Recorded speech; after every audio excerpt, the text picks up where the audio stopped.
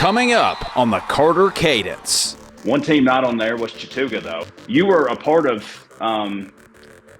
bringing it back, though, a couple of years ago for the first time since 1971. From your perspective, what does the future of that series look like? I'd love to get them back on the schedule. I think it's good for our community. I think it's good for our programs.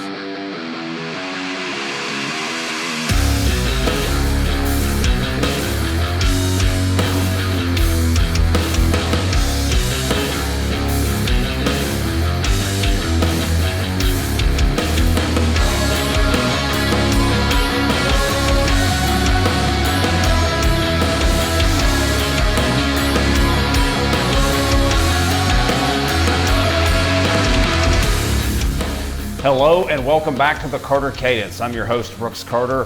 Thank you for tuning in to another edition of the show here. Got an exciting show on tap for you today. We'll have Trion head football coach Sean Patrick joining us. Excited to hear what he has to say about how the Bulldogs have been going on a legendary run the last 4 years. We'll touch on that and what's next for the Trion Bulldogs, as well as a few history components with Trion as well, including talking about what the future looks like with one of their most heated in-county rivals, the Chattooga Indians. We'll have our NWGA Throwback segment this week, which will include an all-time great statistically from the Northwest Georgia football area. Kind of a recent guy. He just wrapped up his college career, albeit he was in college about 6 years. So we'll touch on him. That's going to be Griffin from Rome. As I mentioned, one of the all-time greats statistically in Georgia high school football. And we'll have our player spotlight coming up in just a few moments when we get to that. So thanks for tuning in once again. As I mentioned, you can follow the show by following me on social media at Brooks Carter Media on Instagram and TikTok, and at Brooks A. Carter on Twitter. You can follow Northwest Georgia Football on Facebook. Just search Northwest Georgia Football and follow the main account on Twitter with the same search there as well. Subscribe to the show. I would really appreciate that. You'll get notified when new episodes come out. But furthermore, if you like the video, like this video, in fact, it helps kind of drive the show up the charts and promote the show as we're trying to kind of launch this and get things going. So now that the show is set, let's go ahead and get into it. Here is this week's Player Spotlight. So this week's Player Spotlight is going to be Hudson Hulett from North Murray. As I mentioned, he was going to be a guy that I featured on here at some point a few weeks ago. You know, he was a converted wide receiver to quarterback this past year. Preston Pogue, the head coach at North Murray, doing that. As you see, he's an unbelievable runner when he has the football in his hands. He's really just good at anything. This is against North Cobb Christian, a team that went to the state semifinals last year and a region opponent in 7-2A. Now here against the LFO. But he was converted over from wide receiver, had 800 plus yards receiving as a sophomore. Also starts at defensive back. Incredibly difficult to tackle. I mean, he is only about 5'8", but a little bit of a slender body build, but he shows some power. Look at that interception. This is against Christian Heritage, keeping the ball in his hands off the deflection. Now here at quarterback against Gordon Lee. He only threw for, I think, about 800 yards, but rushed for over 1,200. He led Region 7-2A in rushing. This against Cahola Creek here. And he will be the second returning leading rusher this season, averaging over 129 yards rushing per game. I put that stat graphic out this past week. But he's really good in the secondary, too. This is a guy that started almost his entire career at North Murray going into his senior year. Interception in the end zone there against Murray County. This against Cahola Creek once again, playing in the slot here. Makes an interception in the end zone. That was as Cahola Creek was trying to get back in that ball game. Straight QB run all the way. And what this does too, when he gets the football in his hands, he gets to the second, third level. He's hard to catch. Getting caught by a secondary man eventually there, but not after he picks up a ton of yardage there. This is against Ringgold, big region game at this point in the season. Makes an interception down on the goal line. They wound up winning that game by 1 point. But North Murray's quarterback transferred out before the season last year down to Warner Robins, and they had to move Hudson Hulett over. It's kind of similar to they didn't have a quarterback transfer over, but it's kind of similar to what happened with Ladd McConkey. They moved him over from wide receiver to quarterback back in 2019. Had a ton of success with him, kind of doing a little bit of everything, running the football quite a bit, and they wound up running a region title. Now they only had Ladd at quarterback for 1 season. They'll get Hudson for 2. And he's not bad throwing the football here, and I'm sure he's going to get more and more comfortable with it this year as he's going to have an entire offseason knowing he's the quarterback. Breaks a pass up there against the Northwest Bruins. This is against LFO, who's got a really, really good pass game. Makes a great tackle in the open field. Back here against Murray County now, making a guy miss in the open field. Dives for the pylon. This guy is all effort, too. That's a big thing I've noticed about Hudson. First game of the season for the Mountaineers. This is against Dalton, which was their first win against the Catamounts in school history. Good job filling the gap there. But yeah, when you line this guy up at quarterback, you wind up being able to get the running back as a lead blocker. And that created a really big edge for the North Murray offense here. You get a chance to see him throw the football again here. Not bad. And like I mentioned, he was a run-first guy. They had their offense designed. They ran a lot of option plays, design runs, whether it be in the shotgun or in the I formation. He's hard to tackle too. A lot of times when he dropped back to pass, he would wind up kind of scrambling out and finding guys downfield, as you've seen a couple of times here. Good pass over the middle there. But running the football is the name of the game for him, and he is incredibly difficult to tackle because, as I mentioned, he's got the speed, but then he's so elusive. He's hard to bring down in the open field because he's a little bit shorter, so he's harder to see behind the line of scrimmage. Then he'll just pop out and either juke you. He may lower his head and try to run you over, and he's hard to get down. This is against Northwest here. North Murray did a really good job blocking for him there as he was able to follow his blocks, let him set up and bust downfield for about a 50-plus yard gain there. Back in the secondary here, makes a great play in the end zone to break it up.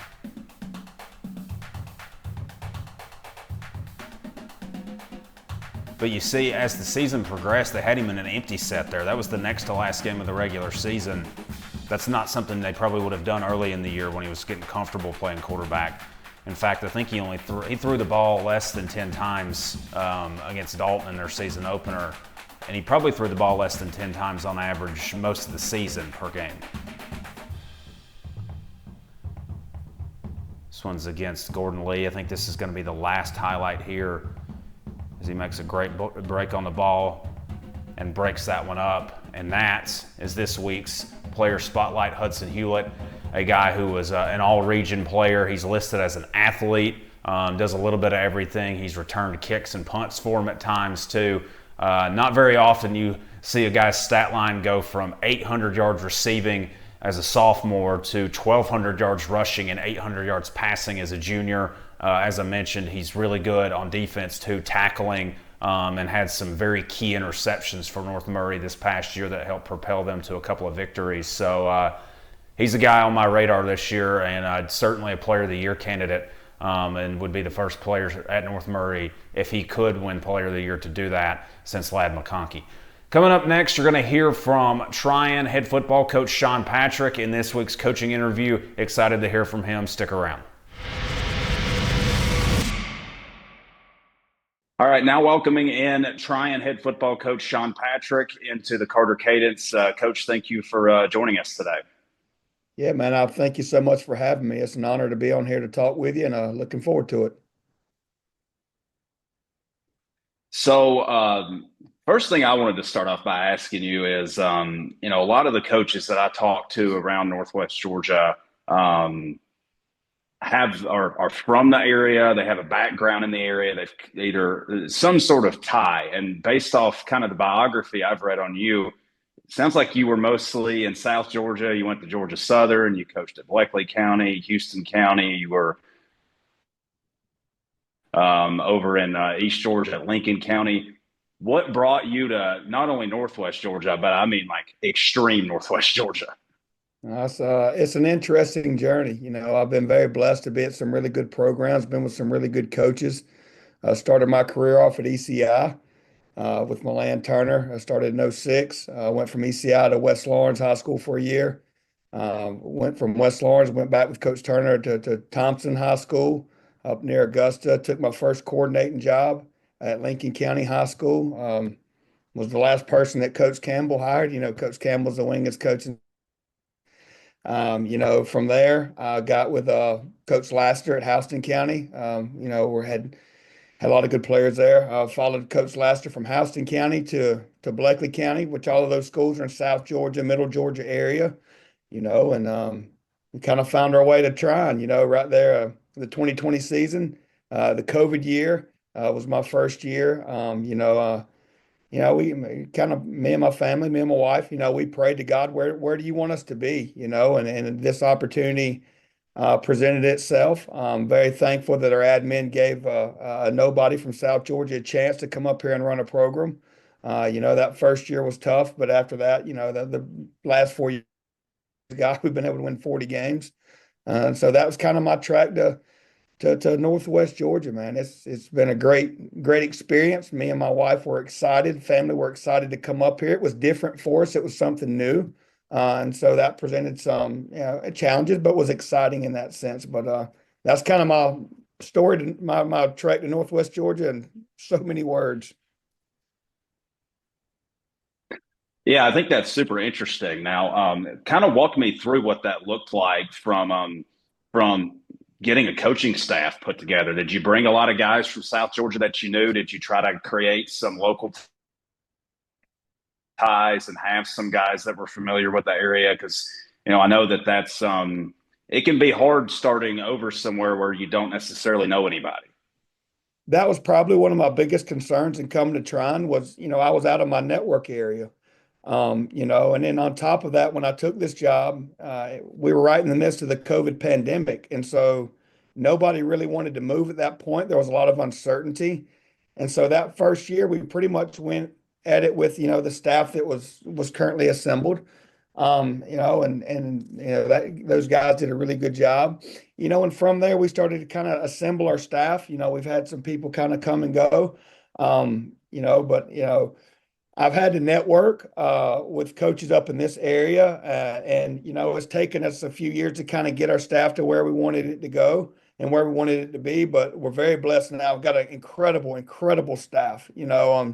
I've been able to meet some incredible people up in this area, some incredible coaches that really know ball, and guys that I lean on. And then when I have questions, I'll call them and ask them. But it's forced me.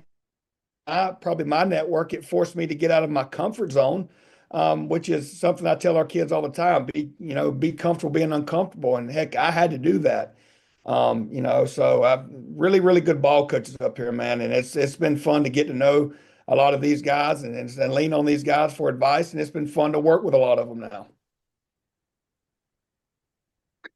You mentioned the 40 games you've won over the last 4 years, 40-9. It's the best stretch in program history, which is saying something for a program that's been playing ball since 1933.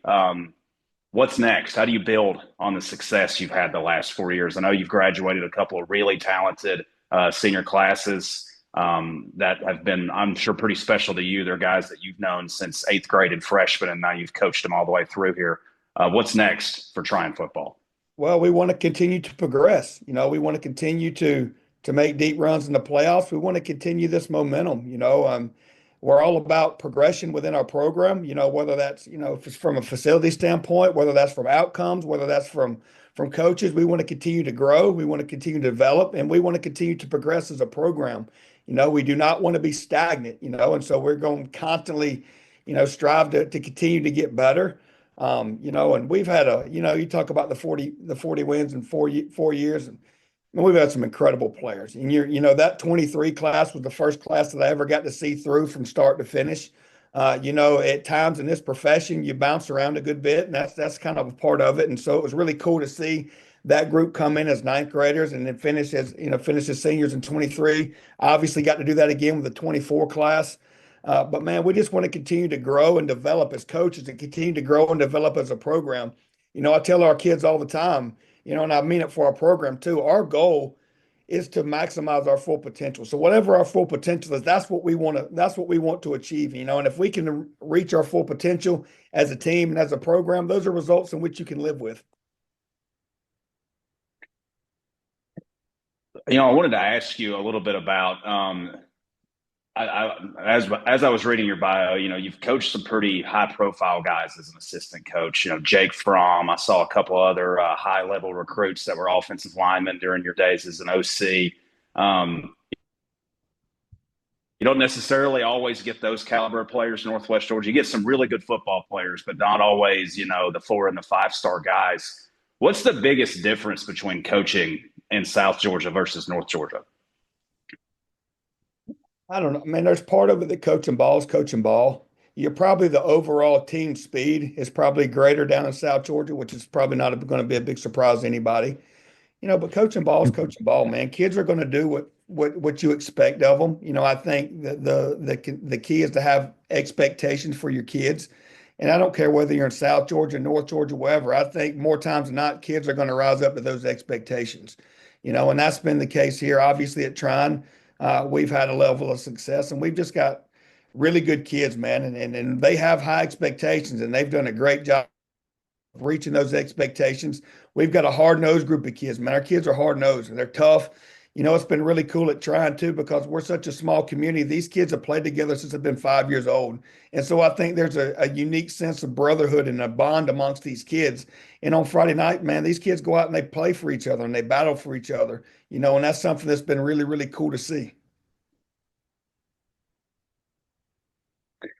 Something that I was really curious about last year when region realignment was going on was I saw some talk regarding Trion on social media about their potential to maybe play up to D1 single A because of how many of the local teams, for example, Chattooga, Dade County, Gordon Lee, a lot of really close by schools were going to be in that region. And if y'all decided to stay down in D2, you were going to have some teams a lot further away.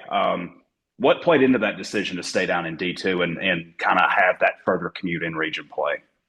This program has played in Class A, the lowest classification this program's been going on for 90 plus years. And this the lowest classification, other than the 22-23 season. And so ultimately, I think that's where this school and where this program belongs. We belong in the lowest classification where we've been for nearly 100 years.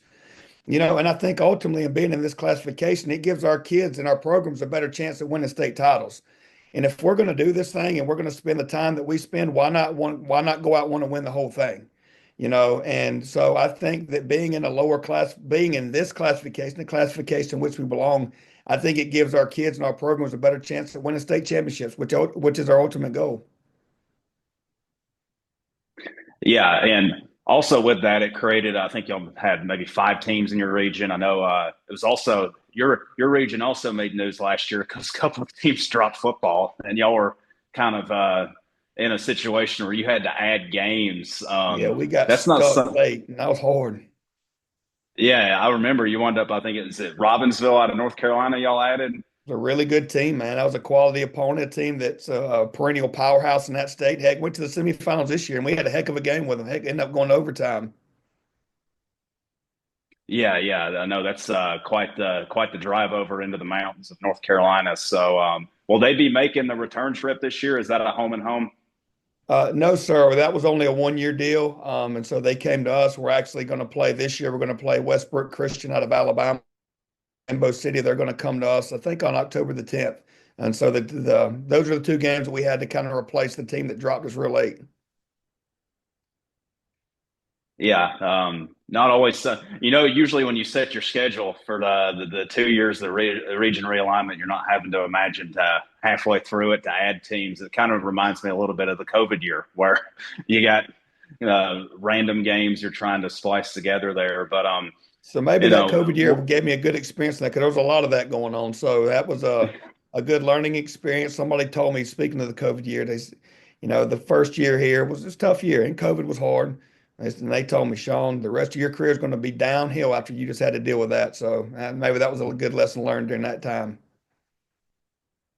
Yeah, probably so. But one of the things I thought about your with you only having 5 teams in your region, you were able to play 6 non-region games. And that first half of the year, you really stacked up on those local teams. You had Gordon Lee, which is an old school traditional rival opponent there. You had several other local teams. One team not on there was Chattooga, though. We had some social media comments here in the last couple of days because I've been doing what I call my County Kings series, where I've been going county by county across our coverage map. And the series is tied all time, and it's only 13 all-time meetings. You were a part of bringing it back, though, a couple of years ago for the first time since 1971. From your perspective, what does the future of that series look like? I think I'd love to get them back on the schedule. I think it's good for our community. I think it's good for our programs. I think financially it makes sense. And so, I thought it was really good to have them on the schedule the previous 2 seasons.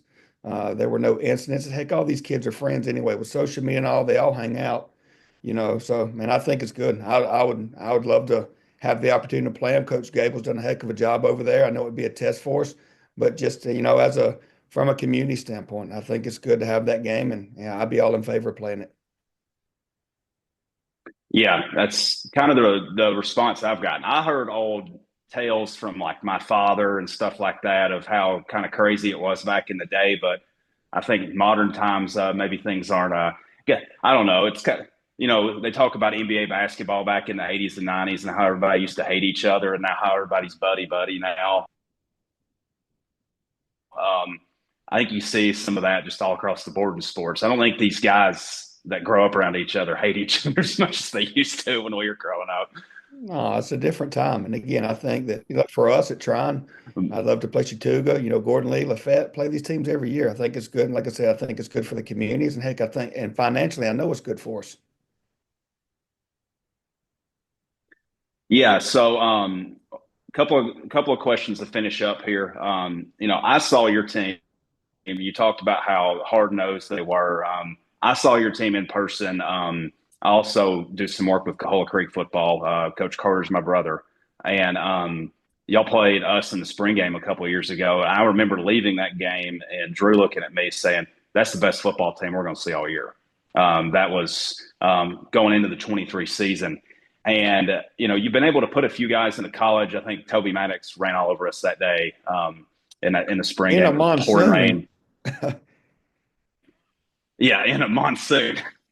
Yeah, it was probably perfect football weather for him. And that was before we had the turf up there, too. So it was nasty out there. Not great for me. I was trying to film on the sidelines. I think I wound up having to film from underneath the tent for most of the game. Not great for me either, buddy. Y'all really put together. I don't like sitting out there in the rain.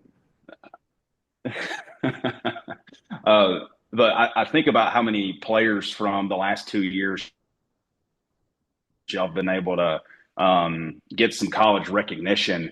And, what does that process look like as a head coach versus, I talked about some of the guys you've coached previously that were, Jake Fromm, one of the winningest quarterbacks in SEC history, a 5-star guy. Those guys are going to get attention. But, at a place like Trion, you may have to advocate for your players more to a college football program.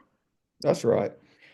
Yeah, like I said, first and foremost, man, we've been blessed with some phenomenal football players. I think we've had 15 all-state selections in the previous 4 years. You think about kids like Cade Smith and Logan Stokes, Cohen Blasky, Rob Brown, Toby Maddox, Lucas Stoker, your Ezra Adams, Andy Ramirez, who was a phenomenal weapon for us. Your Brantley Wilbanks back to 21, Logan Eller, Ethan Willingham. we've had some really, really, really good players, and I could go on and on and on and on and on, and I think from a program standpoint too, our kids have been able to put up some really good stats, which has been cool, and we do a good job and we work hard at trying to push these kids to the next level, and I think we've had 9 kids that have signed college scholarships in the previous 4 years, in a school that's 360, 370 kids. That's not bad. But we do a lot as coaches to kind of push those kids and to kind of get them out there. We've had kids that attended camps. We've got prospect sheets that we send out to everybody in America. So and then you've got platforms such as Twitter and all now that you can kind of use and really promote your kids in your program. Last thing I want to finish up with here is I've asked every coach this so far. Which coach has influenced you the most in your coaching career? Oh man, I've got several of them. Before I start naming off people, I'm very, very blessed and fortunate that I've had a lot of guys that have invested a lot of time in me and really helped me throughout this profession when they didn't have to. I'm eternally grateful for those guys. I feel like it's a part of my duty and job too to help our assistant coaches get to wherever they want to be in their careers, and I feel very, very strongly about that. I'm probably going to make some people mad because I'm going to go with 2 people.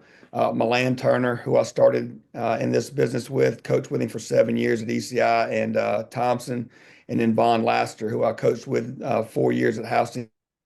Likely, those guys were phenomenal mentors as head coaches. They invested a lot of time into me when they didn't have to do it. They taught me how to run a program without having to use profanity and cussing kids and doing things the right way. They love on their kids, do a great job of fostering relationships with kids.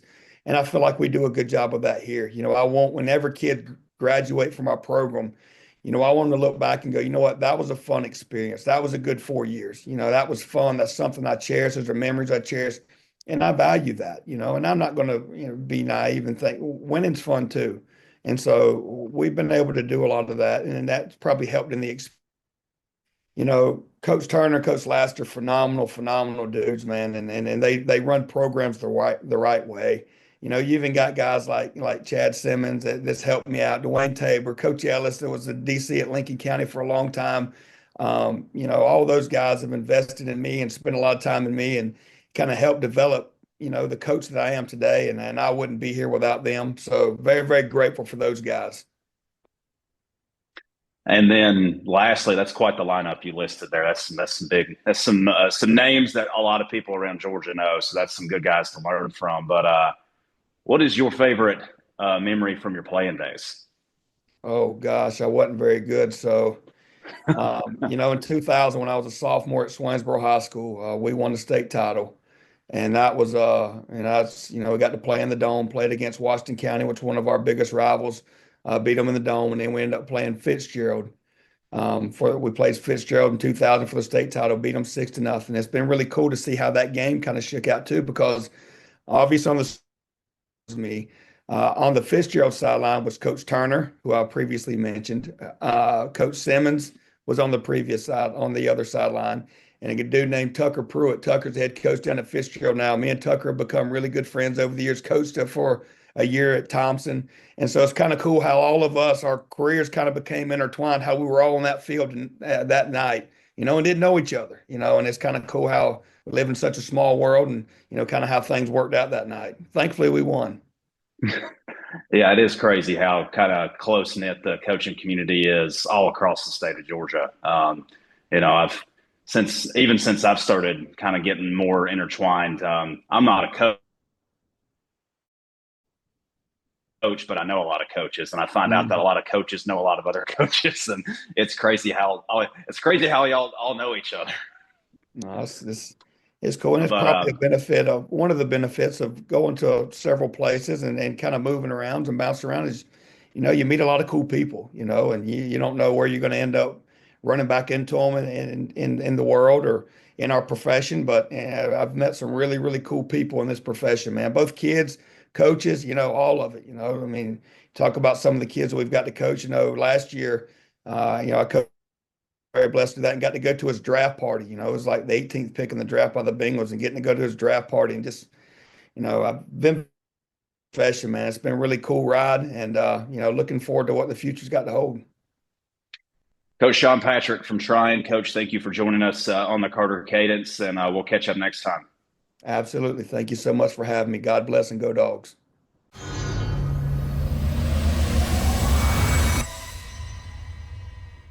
Welcome back into the Carter Cadence. Hope you enjoyed that interview with Trion head football coach Sean Patrick. Going to be really interesting to see what they're able to do here this season after two really historic senior classes graduate. This past one, the winningest in school history, winning 40 games. I know we got a couple of guys affiliated with the Trion program in our Northwest Georgia football group, and they're excited to see what's next, especially considering all the talent that they've put out and into college the last few years. So gonna be fun to see, especially in that really challenging region with the three-time defending state champion Bowden Red Devils, as well as Manchester in that region. So this week's NWGA Throwback player is going to be Jam Griffin from the Rome Wolves.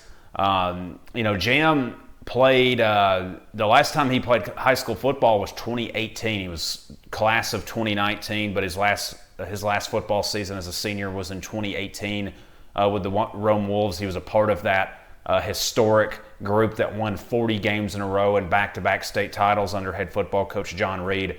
He went on to play in college for quite a while. He was at Georgia Tech, signed with them out of college, went there, got a COVID year of eligibility back in 2020, wound up leaving Georgia Tech to go to Oregon State, where he was a key member of that team. In fact, had such a good season at Oregon State that he left in the portal once again, went to Ole Miss, played for Lane Kiffin for a year in a loaded backfield, wound up not getting the kind of touches that he wanted, and wound up going back to Oregon State this past year, where he finished up his college football career. Not sure what his plans are. I'm sure he's hoping to get drafted. I don't really know what that's going to look like. We'll find out here in a few weeks after the NFL draft happens. I'm sure at a minimum he would get invited to a rookie camp somewhere. So, but with that in mind, I was thinking about him. He's statistically, accolade-wise, one of the greatest to ever do it in our area. I'm going to run through some stats here real quick before we get into his highlight reel here. For his career, 6,400 yards rushing. I did want to add something too. He's about top 15 to top 20 all time in every major rushing category in Georgia high school football history, including the 6,400 yards rushing, and he's, I think, 18th all time for a career. He had one of the greatest seasons for a single season rushing his senior year. He had 2,815 yards, 2,815 yards, 38 touchdowns. Both of those rank among top 15 all time for regular season. That rushing yardage total, I think, is top 6 or 7, averaging over 200 yards rushing per game. He had 1,200, 1,400, and even 800 as a freshman to rack himself up to that 6,400 yard total. Wound up with 104 rushing touchdowns in his career. Just mind-blowing numbers.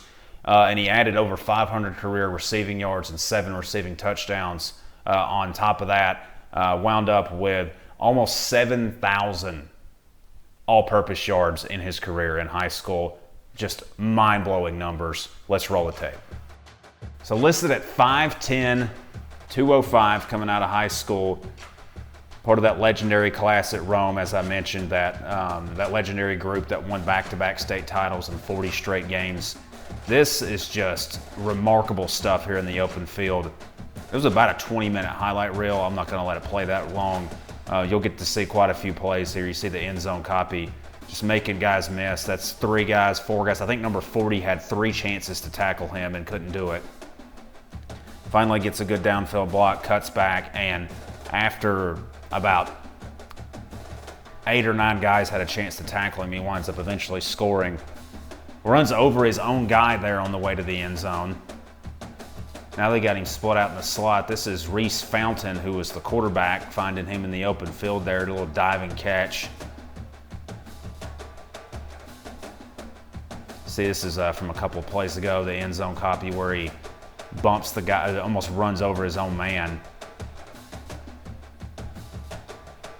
But just really powerful between the tackles, and then has the speed in the open field to break it wide open. You see that's what he did there. Burst through, winds up taking it all the way. Little toss sweep out of the gun here. And he's really good at letting his blocks set up downfield.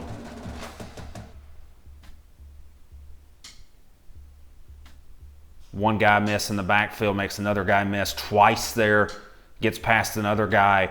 I mean, he is incredibly difficult to tackle, and this is why he was one of the greatest to ever do it in high school.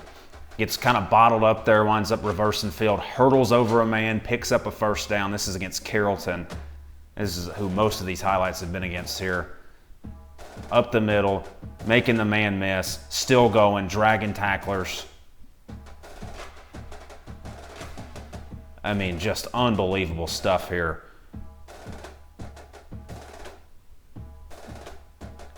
And, you know, you look at how many touches he had. He was their offense. They had some other really good players on this team. They had some really good guys up front, too. And Reese Fountain was a really good quarterback for them. Don't want to take anything away from what he was able to do, but I don't know that Rome is able to do anywhere close to what they accomplished in the 2010s under John Reed without Jam Griffin at running back.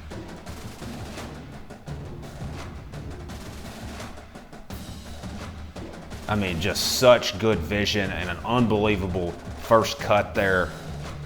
He saw it kind of bottled up. Look at his just decisiveness with the football. He immediately knows what he wants to do, and he makes the cut, puts his foot in the ground, and gets upfield in a hurry. I mean, he's just bursting off the line of scrimmage when he gets that ball in his hands.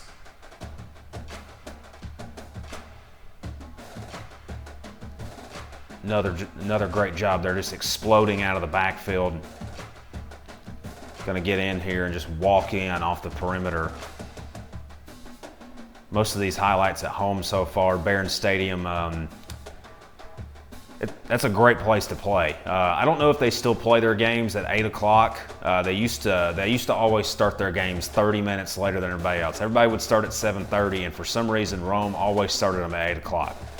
I remember playing down there a couple of times in high school, and it would always, I don't know what it was about that extra 30 minutes, but it always seemed like it was so late and it took forever. It just moved everything back pregame by 30 minutes. But back to Jam here as he continues to run through defenses here.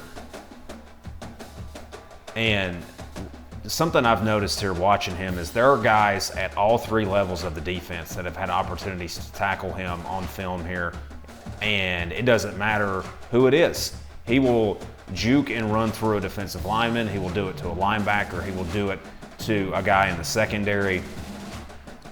They got him out in the slot here at receiver. I mentioned he had over 500 yards receiving in his high school football career.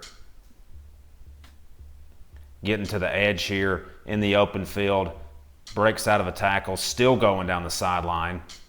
I believe this is against East Paulding here, John Reed's former team, just up the middle. I mean, and that was, let's give some kudos to the offensive line there because that was a monster hole. Jam didn't have to do much there but just take off and use his burners.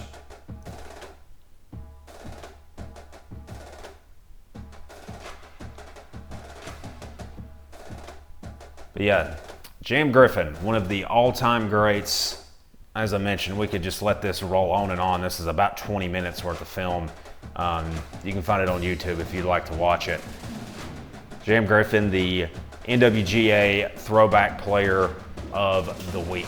So, yeah, unbelievable talent. Loved watching him play. I had kind of left the area towards the end of it, or I was not in the area at the beginning of his high school football career, but I was in the area at the end of it, back in the area, I should say. And He was a guy that I quickly learned his name. Going into his senior year, everyone thought he would have a special season, and he wound up having an all-time great season.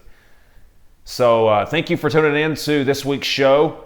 This has been another edition of the Carter Cadence. Got a few coaches on tap here in the next few weeks for the show. Going to have our first former coach, so a coaching legend is what I'm going to call him. I'm going to have our first coaching legend on the show, as we'll talk with Mike Fleur, a former Northwest Whitfield coach. I also coached at Villarica as well. That'll be in a couple of weeks. Next week's episode, we will have Coach Joey King from Carrollton, and we will also have Clay Stevenson from Calhoun, the defending 3A state champions. So excited to have those three guys coming up on the show here in the coming weeks. As always, please like and subscribe to our YouTube channel at Brooks Carter Media. You can follow on Spotify and iTunes as well. Just search the Carter Cadence and follow me on social media at Brooks Carter Media on TikTok and Instagram, and on Twitter at Brooks A. Carter. Thanks for tuning in, guys. We will see you next week.